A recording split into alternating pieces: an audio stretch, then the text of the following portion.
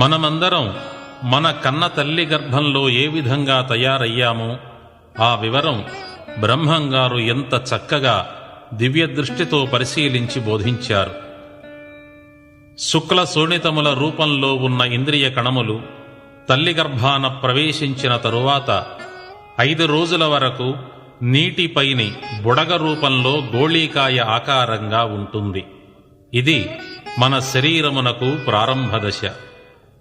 15 రోజులకు ఖర్జూరకాయ వలె కొంచెం పెద్దదిగా తయారవుతుంది, గట్టిపడుతుంది. ఆ సమయాన చిన్న తోక వలె ఒక భాగం పెరుగుతుంది. 1 నెల రోజులు పూర్తి అయ్యే నాటికి తోకవలే పెరిగిన భాగము గట్టిపడి వెన్నుపూస వలె మార్పు చెందుతుంది, శిరస్సు తయారవుతుంది.